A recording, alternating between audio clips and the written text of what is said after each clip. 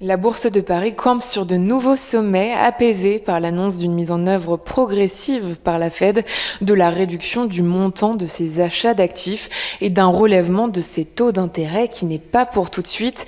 Aujourd'hui, c'est au tour de la Banque d'Angleterre de trancher, décision attendue à 13 heures.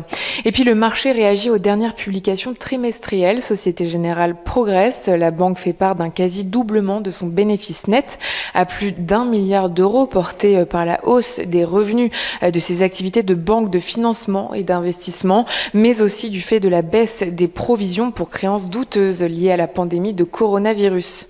Le grand recul, l'équipementier électrique fait état d'une croissance de plus de 4% de son chiffre d'affaires à 1,7 milliard d'euros. Le groupe indique avoir augmenté ses prix de plus de 4% sur la période et précise ne pas s'attendre à une amélioration de la situation des chaînes d'approvisionnement au cours des 3 derniers mois de l'année. Veolia Environnement avance dans le vert. Le spécialiste du traitement de l'eau et des déchets a dégagé un chiffre d'affaires de plus de 20 milliards d'euros sur les 9 premiers mois de l'année, contre plus de 18 milliards un an plus tôt. Le groupe confirme ses objectifs pour l'ensemble de l'exercice.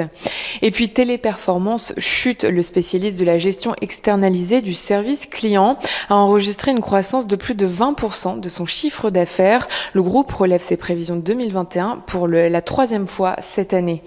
Ce matin, les cours du pétrole poursuivent leur repli à quelques heures de la réunion de l'OPEP+. Le cartel élargi devrait maintenir sa production à 400 000 barils par jour en décembre dans le cadre du relèvement progressif de ses pompages, alors que les stocks hebdomadaires de pétrole ont augmenté pour la 5e fois en 6 semaines. Aujourd'hui, on attend aussi les inscriptions hebdomadaires au chômage aux États-Unis, l'évolution de la productivité dans le secteur non agricole au 3e trimestre. On jettera aussi un œil sur le coût de la main-d'œuvre.